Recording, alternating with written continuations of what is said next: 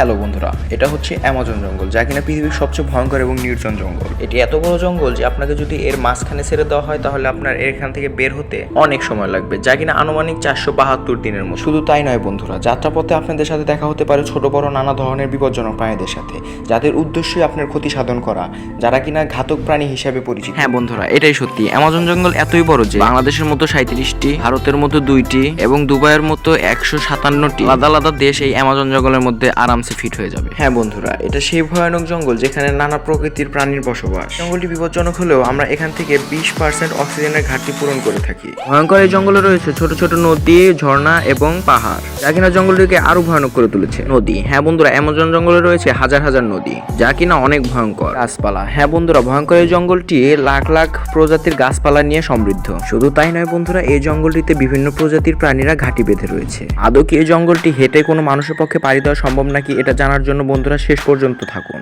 তো আপনি যদি এই সীমানা বরাবর হেঁটে যাওয়ার কথা ভেবে থাকেন, তাহলে আপনাকে এই সীমানা বরাবর 9500 কিমি পথ হেঁটে যেতে হবে। তার মানে হলো মুম্বাই থেকে নিউ দিল্লি 7 বার এবং ঢাকা থেকে রংপুর 51 বার যাতায়াত করার সমান। এত ভয়ানক এবং বড় জঙ্গলটিকে রেইন ফরেস্ট বলা হয়, কারণ বছরে এমন কোনো সপ্তাহ নেই যে এখানে বৃষ্টি হয় না। জঙ্গলটির গাছপালা এতই বড় যে সূর্যের আলো পৌঁছাতেও প্রায় 10 মিনিট সময় লাগে। প্রাকৃতিক সৌন্দর্যে ভরা এই জঙ্গলটিতে 40,000 প্ল্যান্ট, 1000 প্রজাতির পাখি, 2200 প্রজাতির মাছ, 270 প্রজাতির প্রাণী এবং নাম না জানা আরো 380টির অধিক ছোট ছোট প্রাণী রয়েছে।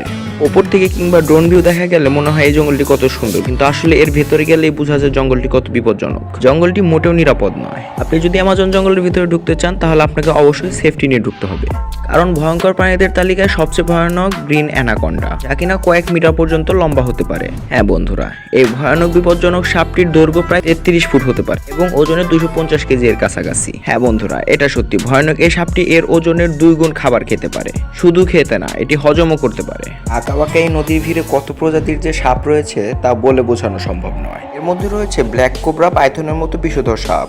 বন্ধুরা, আপনারা হয়তো জীবনে একবার না একবার পিঁপড়া কামড় খেয়েছেন, কিন্তু এই পিঁপড়াটিকে লক্ষ্য করুন। এটির নাম হচ্ছে বুলেট অ্যান্ট, যেটি কিনা অনেক বেশি বিষাক্ত, আর এর কামড় খেলে আপনি মারা পর্যন্ত যেতে পারেন।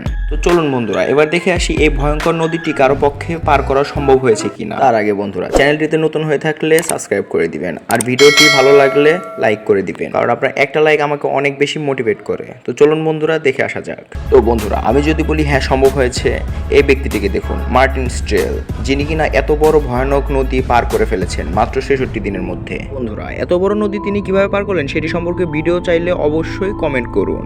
ধন্যবাদ।